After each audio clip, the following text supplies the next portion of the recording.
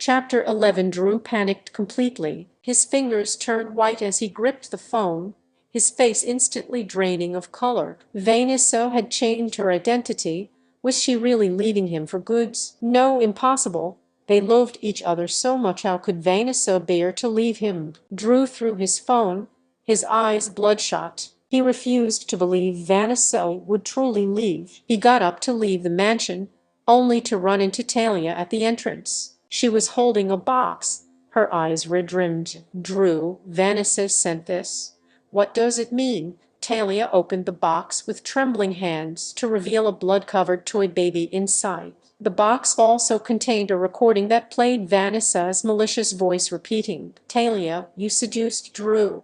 You and your baby deserve to die. I won't stop until I've taken my revenge, and this time Drew won't catch my people." Drew's expression changed dramatically. Hearing the familiar voice, the regret in his eyes gradually disappeared, replaced by growing coldness. So Vanessa had changed her identity to hide while planning revenge against Talia. Compared to the thought of Vanessa leaving him forever, he preferred to believe this alternative. Drew, how did she find out? She hates me now. What should I do? The baby, I can't keep it anymore. Talia trembled as she spoke, turning to leave for the hospital to get an abortion. Drew grabbed her, pulling her into his arms. "I'm here. No one will hurt you." Vanessa's gotten bold, daring to go against me. His face darkened, the anxiety and fear in his heart completely masked by anger. He frowned, glancing at the ruined living room before leaving with Talia, abandoning the blood-stained doll box on the floor. In a corner he couldn't see, Talia's face twisted with malice as she flashed a satisfied smile. Fortunately, she had acted quickly, creating the illusion that Vanessa was hiding to plot revenge against her, making Drew disappointed in Vanessa again and refocusing his attention on her. Vanessa was gone. She couldn't be allowed to return. Drew took Talia back to the hospital and stayed by her side day and night. She was restless, frequently waking from nightmares. Talia's mental state deteriorated, and she couldn't eat properly, affecting the baby's development. Concerned as long as Vanessa remained unfound, Talia would continue to worry. Decided to host a gala, using the public announcement of his relationship with Talia as bait to force Vanessa to appear so he could explain everything. As long as she stopped targeting Talia, he would love her as before, overlooking her recent actions. On the day of the gala, Drew appeared holding the elegantly dressed Talia. The crowd knowingly applauded, offering their congratulations. Talia, thrilled at the prospect of officially becoming Mrs. Blackstone, smiled continuously, graciously accepting everyone's well wishes. Yet Drew's face showed no joy.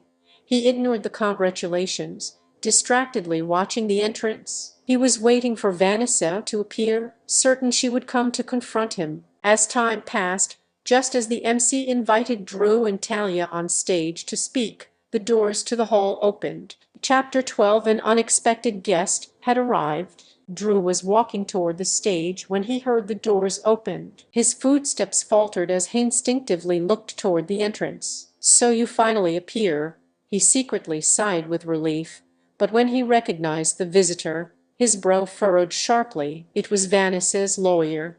The lawyer walked directly to Drew, holding up a document envelope. "Mr.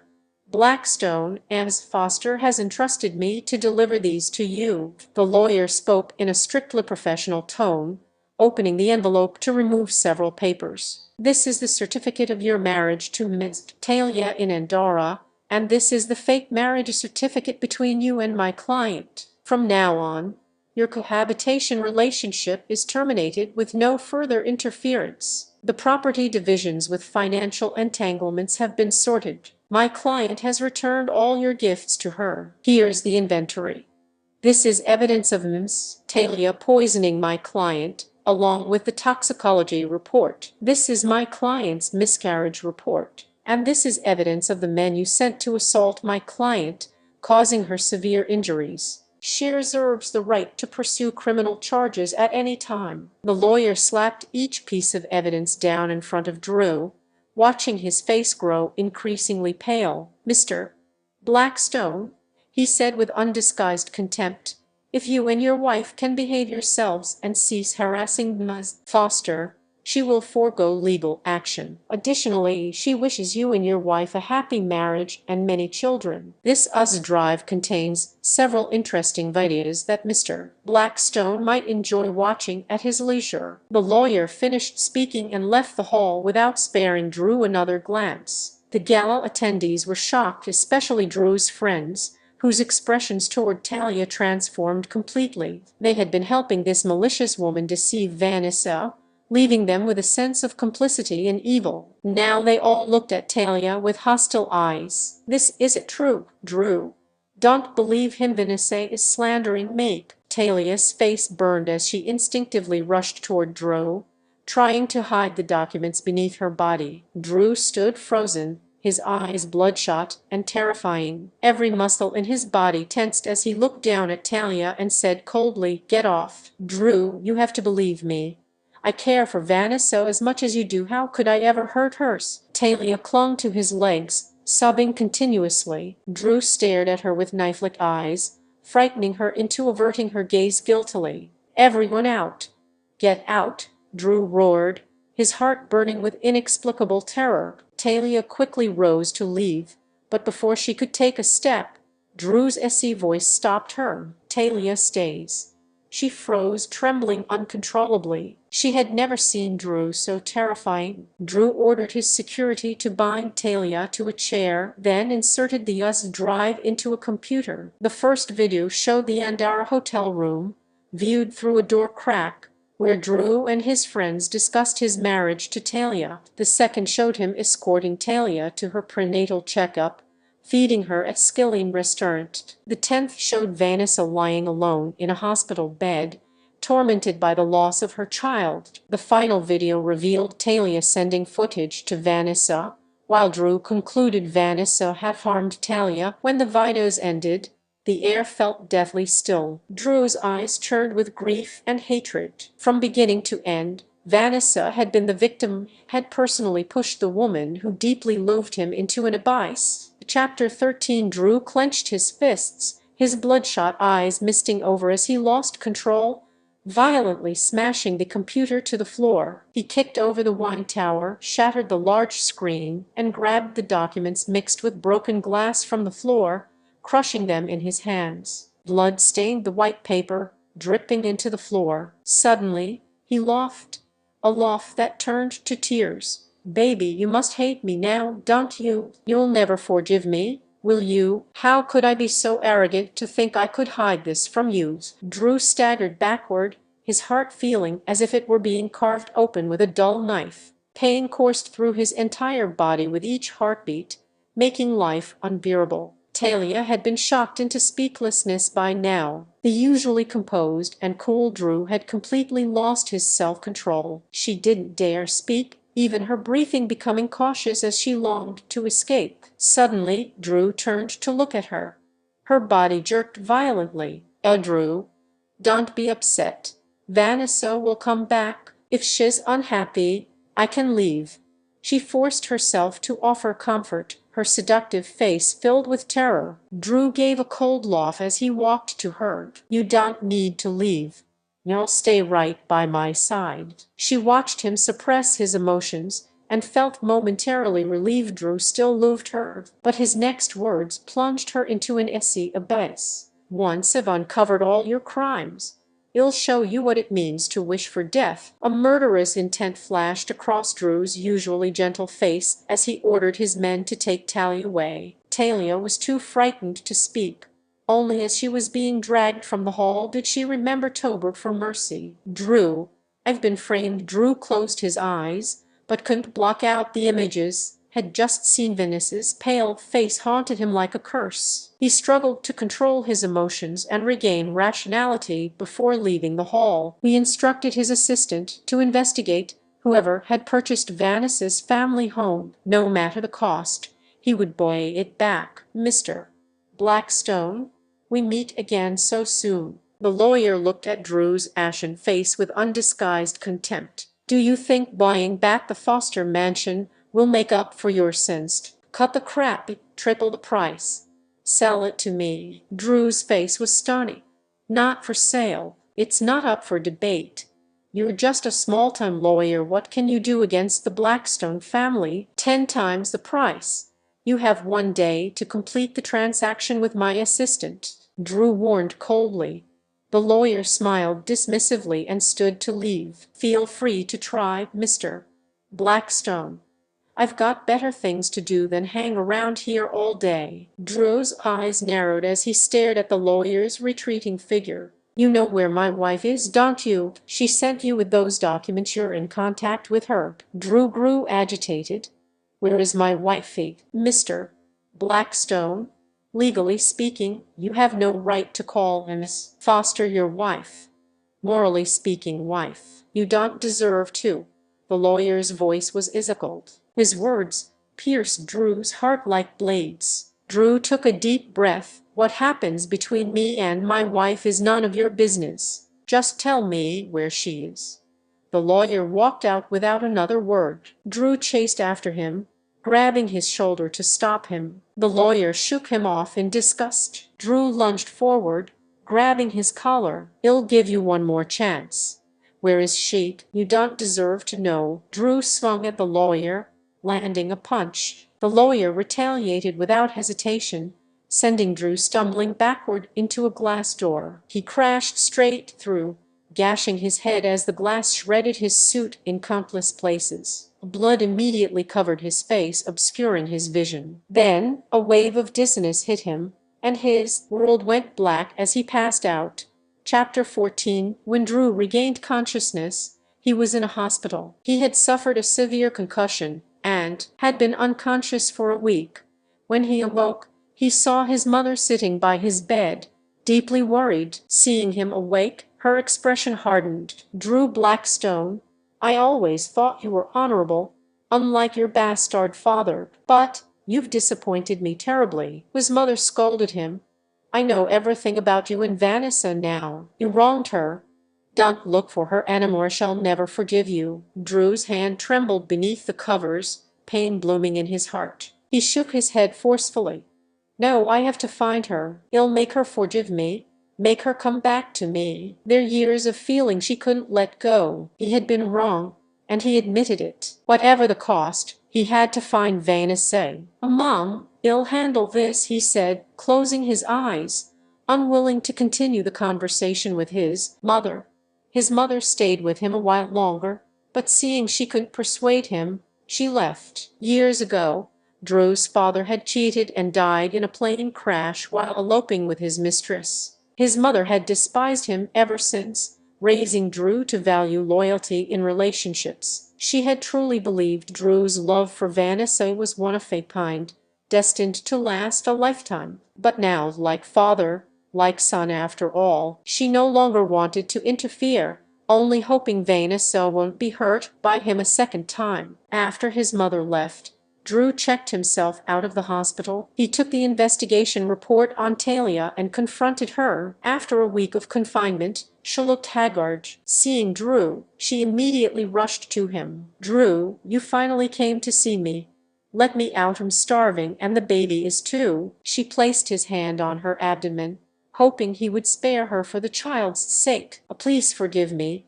I never hurt Vanessa before. He just recently got confused and wanted to compete with her. I know I was wrong. I'll be good from now on. Let's find Vanessa together.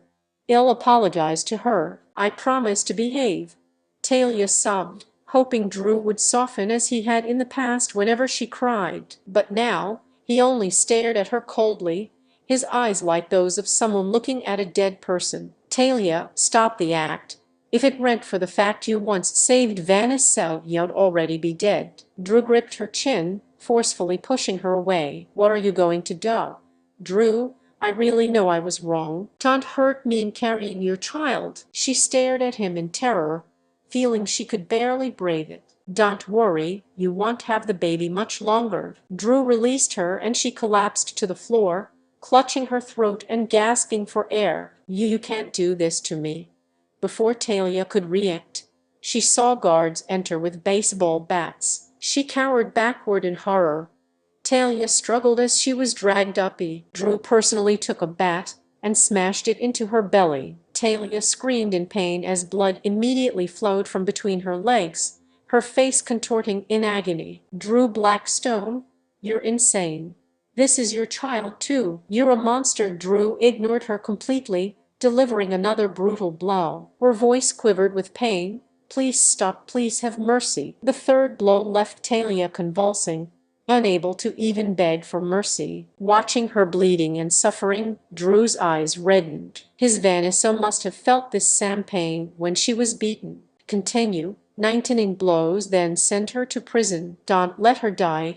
Drew threw down the bat and walked away. He clutched his chest, intense pain radiating through his organs. He doubled over, blood trickling from the corner of his mouth as he collapsed to the floor. Baby, where are you? I miss you so much. Without you, I can't live. Chapter 15. At that moment, Vanessa lay in a hospital thousands of miles away. She had left without fully recovering. She had bled continuously during her journey, suffering severe anemia and fainting several times, forcing her to stop for hospital treatment. On her third day in the hospital, she received news from the lawyer.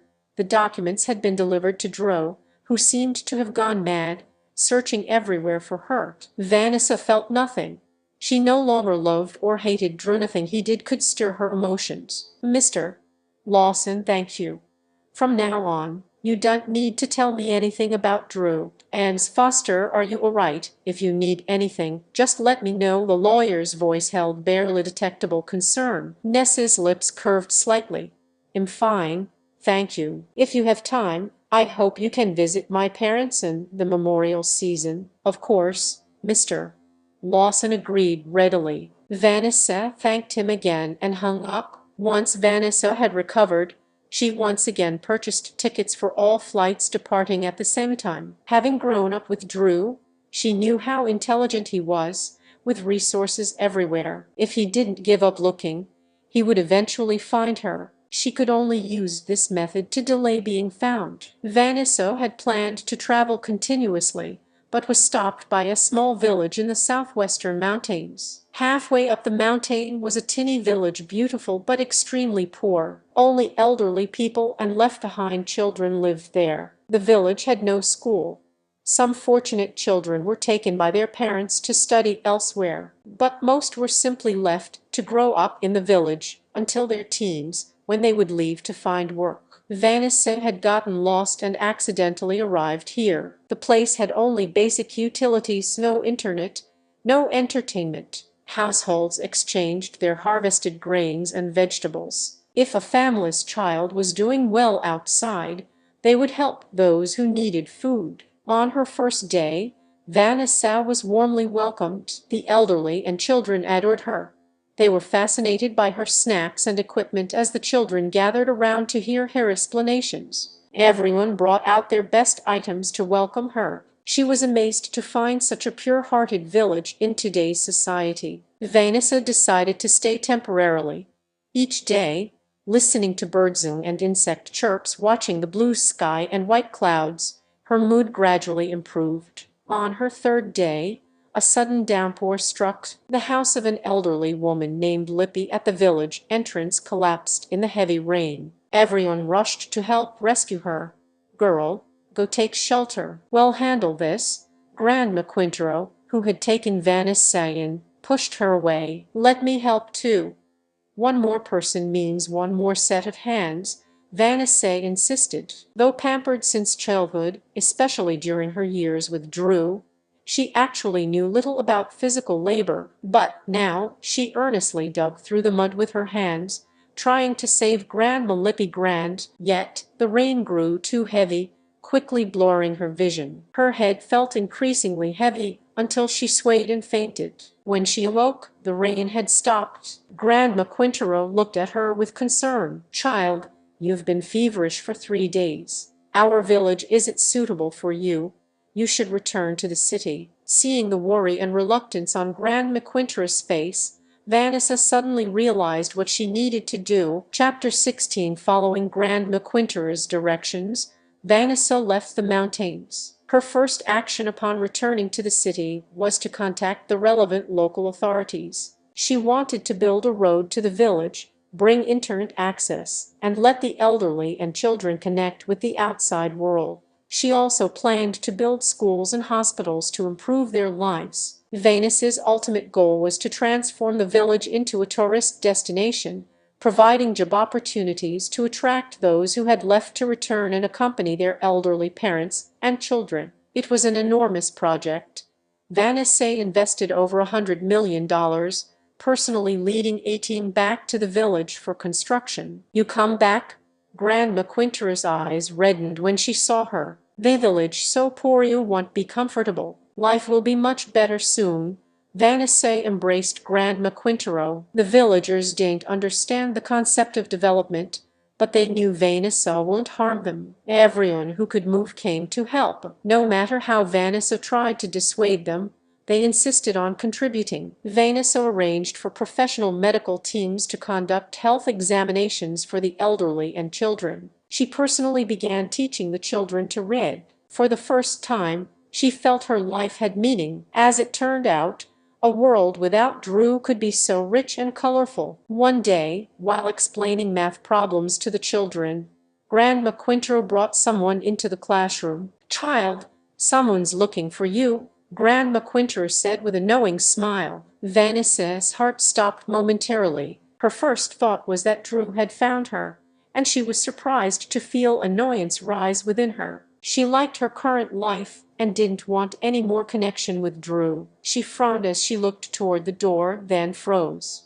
Grandma Quintero pushed the man behind her forward. "I've checked him out for you. He's not a bad person." "Thank you for the compliment, Grandma. I'll always strive to be good." The lawyer, Mr. Lawson, wore a black tracksuit as he stood in the doorway. His smile was as warm as the sunlight behind him. Vanessa stood up, looking at him in astonishment. "Mr. Lawson, how did you find this place?" "I came to find you," he said straightforwardly. "Find me?"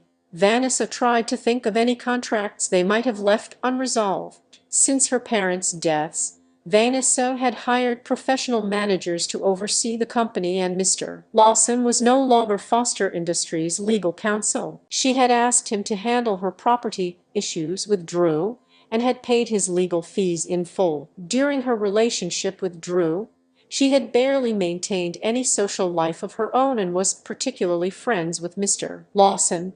She couldn't imagine why he would come looking for her. "Vanessa, you really don't remember Met. 5 years ago you were in that car accident because you saved me." Mr. Lawson's eyes flashed with sorrow as he mentioned the past. 5 years ago? He should have been the one hit by that car. His half-brother had hired someone to kill him, and just as the car was about to strike, Vanessa had pulled him aside. The driver, furious at her interference, had deliberately run her down instead. If she hadn't saved him, she would never have been in that accident. Talia would never have entered her life, and she would never have suffered all that subsequent pain. Chapter 17. After Mr. Lawson finished speaking, Vanessa was momentarily shocked, but then shook her head reassuringly. "Please don't blame yourself, Mr. Lawson. This had nothing to do with you. If it hadn't been Talia, it would have been someone else." Drew's heart had been too capacious, able to hold both her and another woman. His love hadn't been pure or lasting enough. "I'm glad you don't blame me, and please stop calling me Mr. Lawson. Call me Mason." The lawyer affected a casual tone. "I'm not practicing law anymore. I've decided to follow your path into charitable work. Consider me your assistant from now on." "You don't need to do this. I'm fine now," Vanessa gently declined. "I know you're doing well. I just want to learn from you and contribute." "Let me help." Mason pretended not to understand her refusal, smiled, and took the textbook from her hands to continue teaching the children. Mason stayed in the village, spending most of his time helping with construction and teaching the children. His attentiveness to Vanessa was remarkable. He always seemed to anticipate her needs and wants. While maintaining a respectful distance, he surrounded her with genuine care. Everyone in the village could see he had feelings for her. Grandma Quintero often encouraged Vanessa to accept him. Vanessa found herself troubled by the situation. One evening at sunset, Vanessa climbed to a viewing platform to watch the day end. Mason had somehow followed her up, offering her a peeled apple. "Try it, it's sweet," he said. "Thank you." Vanessa accepted the apple but didn't eat it, instead gazing at the crimson-tinted sky in the distance. "Mason, are you truly happy staying here?" she asked softly. "Yes," Mason nodded. "Anywhere you are, you'll be happy. I know your intentions, but I can't love again, and I don't have the strength to. Don't waste your time on me out of guilt." She returned the apple to him. "I found a worm in an apple the other day. I won't be eating them anymore." Vanessa, life is long. I believe someday you'll move past this and trust in love again. If you want to eat apples, that's fine. There are plenty of other fruits," Mason persisted. He wasn't acting out of guilt.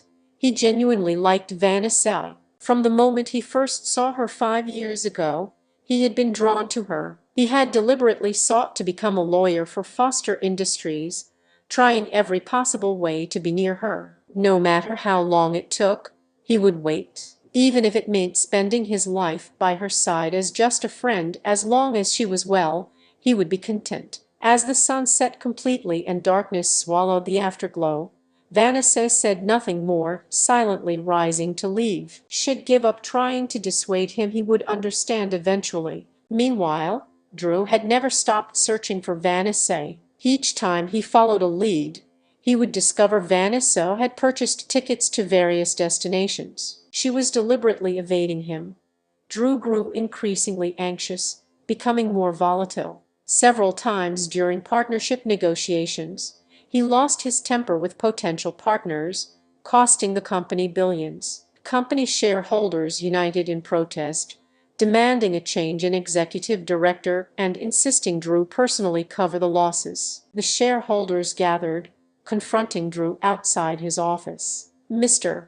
Blackstone, the company's massive losses are unacceptable. If your personal feelings are affecting your work, perhaps you should consider stepping aside temporarily. This company doesn't belong to you alone. You need to consider our interests too. We've already informed your mother. If you persist in this obsession, we'll sell our shares and withdraw our investments." Faced with their threats, Drew showed no reaction, completely dismissing their concerns. At that moment, his assistant rushed over, breathless with excitement. "Sir, we have news of Mrs. Blackstone." Chapter 18. Drew, who had been completely indifferent moments before, suddenly became tense and excited. He grabbed his assistant's arm, asking repeatedly, "Where is Shade? Where's Vanessa? Tell me quickly." "A mountain village in the southwest," the assistant replied, feeling nauseated from Drew's shaking. Drew's face lit up with joy as he strode toward the exit. Several shareholders tried to block his path. Drew shockingly punched the nearest one to the ground. In his mind, only Vanessa mattered. Everything else was irrelevant. Drew left Blackstone Group and hurried to his car, racing to the airport. He sped the entire way,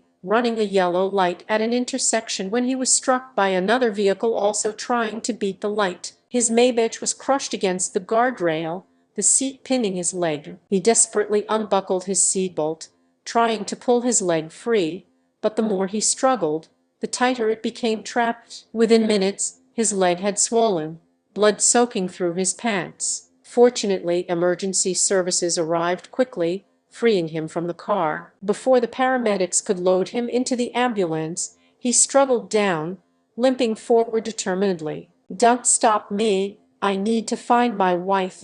Drew glared furiously at the medical personnel pursuing him, ordering them to step aside. "Sir, your leg requires immediate treatment or you risk amputation," a paramedic advised earnestly. Drew ignored them, continuing forward. His only thought was finding Vanessa. Without Vanessa for over a year, each day felt like an eternity, leaving him unable to eat or sleep properly. "Baby, I'm coming for you," Drew whispered. The next second he collapsed to the ground. He tried several times to stand, But his strength had failed him. He had no choice but to let himself be taken to the hospital. Drew refused to cooperate with treatment, only wanting to leave quickly to find Vanessa. "Let me out.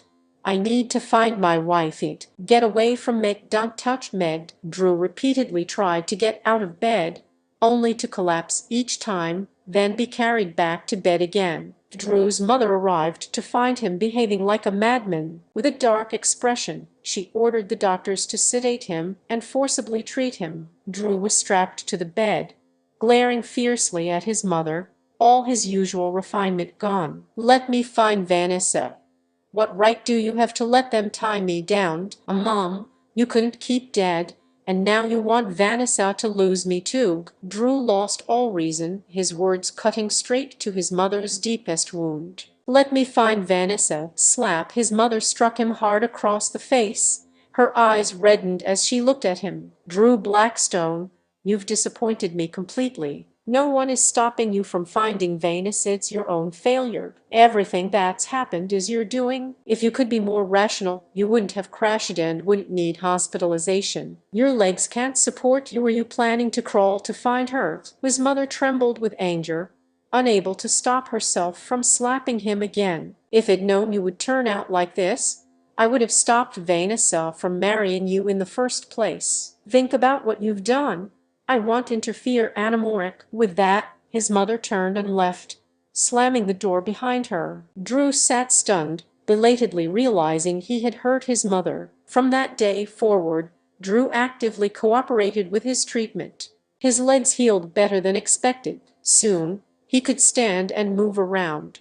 The moment he was discharged, he set out to find Vanessa. Chapter 19. After officially launching the village's tourism initiative, Vanessa invited travel bloggers and food critics to visit and share their experiences. Most of the village's residences maintained their original structures, merely reinforced with stronger walls. Some were converted into inns, others into restaurants. The entire village was transformed around its natural beauty, with multiple viewing platforms constructed. They recreated historical trading routes reminiscent of the Old West, and the village grandmothers taught visitors traditional crafts like heritage weaving and impression printing techniques. The first group of bloggers who experienced the village were impressed, enjoying 2 or 3 days of leisure and relaxation in a peaceful, carefree environment. Online promotions spread rapidly, and the village's reputation as a getaway destination grew. The second wave of visitors was employees from a well-known company on their year-end retreat. Everyone enjoyed their experience.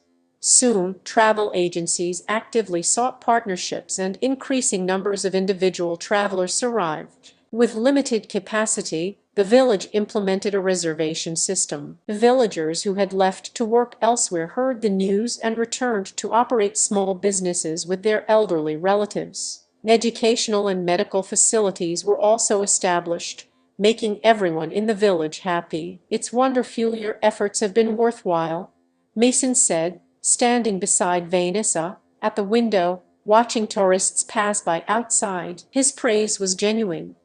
Everyone contributed. "I think it's wonderful too." Vanessa smiled warmly, then sobered. "We should move on to the next place that needs us." Vanessa wanted to use her resources to help more people, ensuring more children had schools and more elderly had support. "Let's go." Mason's lips curved upward involuntarily. His relationship with Vanessa had subtly changed. At least she no longer tried to send him away. The day before Vanessa's departure, Drew arrived. Grandma Quintero led him inside, eyeing him warily as she warned Vanessa, "This one's not good news. Stay away from him.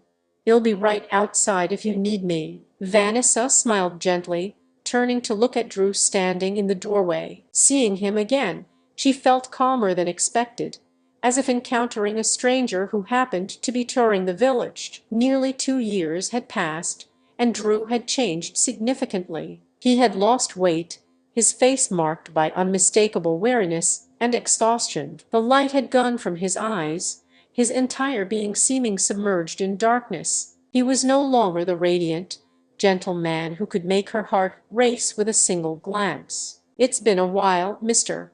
Blackstone. Vanessa spoke evenly, her voice devoid of emotion. Drew's eyes instantly reddened.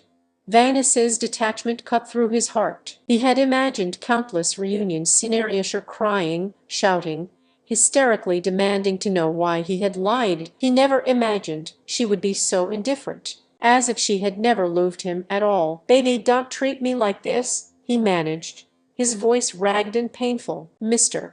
Blackstone, we were never married. I'm not your baby, and everything between us ended long ago. Whatever you want to say, I don't want to hear it," Vanessa interrupted him. He shook his head desperately, lunging forward to embrace her. "No, you are my wife. I love you." Vanessa stepped back and slapped him hard across the face. "Mr.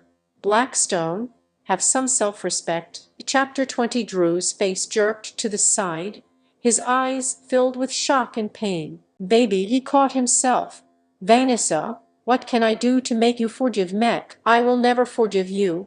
From the moment you decided to wait for Talia to grow up and marry her, this outcome was inevitable. She's insane now. If you come back to me, I'll let her die. We can get legally married. I was wrong. I truly can't live without you." Drew desperately tried to explain. Vanessa's face finally showed some expression as she frowned, looking at him with disgust. "Drew Blackstone, stop making me sick." Sick. Drew stumbled backward, his heart feeling as if it were being squeezed by a giant hand, making it impossible to breathe. Vanessa had called him sickening. Tears fell uncontrollably as he stared at her through blurred vision. He opened his mouth but couldn't produce a sound. At that moment Mason walked in from outside, glancing indifferently at Drew before approaching Vanessa. "Vanessa, Grandma Quinter says dinner's ready." Mason naturally took her hand. Vanessa didn't resist, following him outside without looking at Drew again. Drew snapped back to reality and chased after them. His legs hadn't fully healed, and each step on the uneven stone path sent shooting pain through him. Soon he was drenched in sweat. "Vanessa, give me one more chance. I'll love you properly. Please." Drew caught up, blocking Vanessa's path. Vanessa's brows knitted tightly as she replied impatiently, "I don't need your cheap love. I stopped loving you long ago. Is it because of him? Mason, you shameless bastard, you stole my wife." Drew directed his anger toward Mason. "The shameless one is you. Why drag others into problems between us? You never take responsibility for your own actions. Don't make me regret ever loving you in the first place." With that, Vanessa pulled Mason inside. Drew tried to follow but was chased away by Grandma Quinter wielding a broom. "You're not welcome here. Leave now." News of Drew harassing Vanessa quickly spread throughout the village. The villagers organized a protection squad and forced Drew down the mountain. Drew refused to leave, repeatedly trying to push his way back. Each time he was pushed down, falling and sustaining more injuries. While Drew struggled with the villagers, Vanessa and Mason had already left via a hidden path parting from the village. Grandma Quintera was reluctant to see them go and prepared many local specialties, asking them to visit often. "Don't worry, Grandma, I'll come back. Take good care of yourself, child. Take care of yourself too." Grandma Quinter wiped her tears, waving goodbye. Vanessa turned away with tears in her eyes, walking a few steps before breaking down. "Don't cry. We can come back anytime." Mason handed her a tissue, taking her bag and carrying it to her. Vanessa gave a soft acknowledgement and continued walking. There were many similar villages in these mountains. Vanessa couldn't visit them all individually. She and Mason planned to establish a company that would work with relevant departments to improve living conditions according to each area's specific needs. Meanwhile, after being prevented from entering the village, Drew finally snapped. He called for his security team, forcing his way in. He searched the entire village but couldn't find Vanessa or Mason. Frustration boiled over as he left with his security detail, continuing his search for Vanessa. The next time he located her was in Seattle, on the day her company was established. Chapter 21. Vanessa stood on stage, eloquently explaining her company's founding purpose, encouraging capable people to join the cause. She introduced her first project to help mountain villages in the West developed. The region had various wild mushrooms, and she planned to implement environmentally friendly development, attracting young people who had left to return home. Drew stood in a corner, watching Vanessa in her business attire confidently addressing the audience. His eyes reflected admiration. He hadn't seen such a radiant Vanessa in a very long time. Since being with him, she had seemed trapped, her world revolving solely around him. She had given everything, staking all on loving him, yet he had disappointed her. In this moment, Drew seemed to understand Vanessa's coldness and decisiveness. The Vanessa who had loved him had died amidst his repeated deceptions and betrayals. Only by leaving him completely could she find rebirth. Now, Vanessa had her own passionate career, her own aspirations. She had finally escaped that trap. Perhaps he shouldn't disturb her anymore. Why are you here again? Vanessa spotted Drew immediately after leaving the stage. He looked increasingly haggard, as if deliberately punishing himself. Vanessa, are you happier without me than you were before? He asked hoarsely, his intense gaze fixed on her. Yes, Vanessa replied firmly. Drew lowered his eyes, his lips twisting bitterly. I'm sorry for hurting you. I don't need your apology because I don't hate you anymore. Go now. Do what you need to do. Vanessa spoke with cold detachment before turning to leave. Drew stood rooted to the spot, staring at her retreating figure. His chest felt constricted, his vision gradually blurring as if something black were obscuring it. The next moment he collapsed to the floor. After resting briefly, he pulled himself up, brushing off the incident. He found a florist and ordered a year's worth of fresh flowers to be delivered daily to Vanessa's office. Finally, Drew chose to leave. As soon as he landed back home, shareholders surrounded him, demanding he step down. Drew's expression darkened as he signed a performance agreement with them. Old earn back $2 billion within 6 months. He would voluntarily relinquish of Blackstone Group. If he succeeded, no one could oppose any of his future decisions. Drew transformed back into a workaholic, practically living at the office. He personally oversaw all major partnerships. He traveled constantly between domestic and international locations, working relentlessly. At minimum, he slept less than 4 hours over 3 days. Often, he experienced dissonance or moments when his vision went completely black. We attributed these symptoms to exhaustion and paid them no mind. 6 months passed in the blink of an eye. Drew not only met but exceeded the agreement's targets, leaving the shareholders speechless as they rushed to praise and flatter him. They believed Drew cared deeply about the company,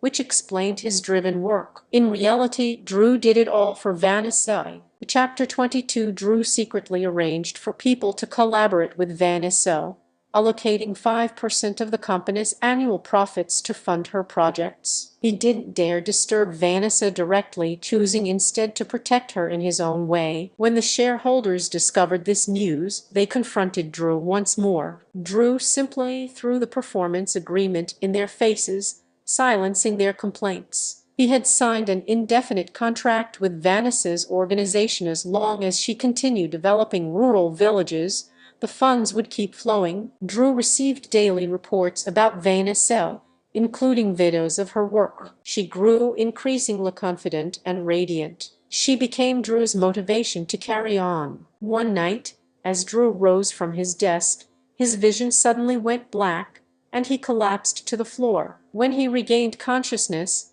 he saw his mother by his bedside, her face streaked with tears. Drew's repeated head injuries had caused bleeding in his brain, creating pressure on his nerves in a location too delicate for surgical intervention. He could lose his vision or consciousness at any moment, and there was even a risk of death. Upon hearing the news, Drew's first thought was fear that he wouldn't be able to continue protecting Vanessa. At least I signed the contract.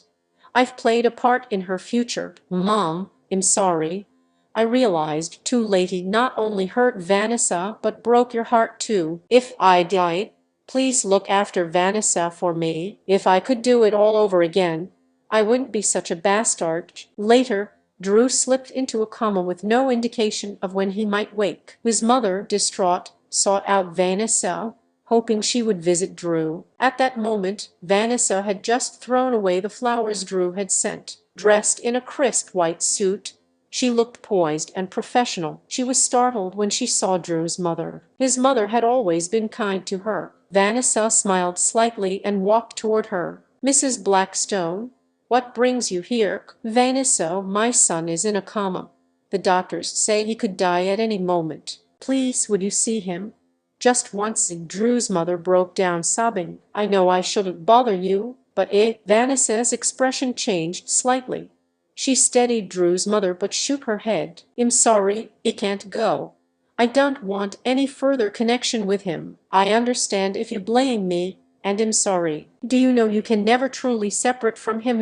Has given you." Drew's mother stopped herself, remembering Drew's instructions not to reveal the truth about their partnership. Drew feared that if Vanessa discovered the truth, she would unilaterally terminate the agreement. Truly could bear to lose this last remaining connection between them. Vanessa looked confused but bowed respectfully to Drew's mother. "We have no relationship anymore. I'm sorry." Vanessa left without hesitation.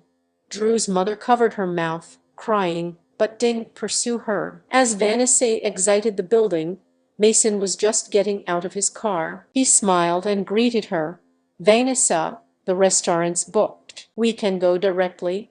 "Thank you, Mason. We absolutely must secure this partnership with the medical group. Then we won't need to search for separate medical teams anymore." Vanessa smiled, immediately brightening after the gloom Drew had brought to her mood. With As Foster at the helm, no partnership is impossible, Mason replied. Mason was both Vanessa's partner and the company's legal counsel. She had only recently discovered that Mason was extremely wealthy, the heir to the prominent Lawson family in Washington, even richer than Drew. He had studied law because he enjoyed it and became a lawyer because of her. Still, Vanessa remained uninterested in romance, focusing entirely on her work. Mason didn't seem to be in a hurry, content to remain by her side, occasionally using work as an excuse to take her on what amounted to dates. In the blink of an eye, 20 years passed. Vanessa helped more and more villages escape poverty, becoming one of the nation's top 10, advancing further in her chosen field. 20 years of companionship finally paid off when he and Vanessa obtained their license, becoming her lawful husband. As for Drew, he remained in a coma for 20 years. Just before his death, he experienced a moment of lucidity and opened his eyes. He said he had traveled through time, back to when he and Vanessa were deeply in love.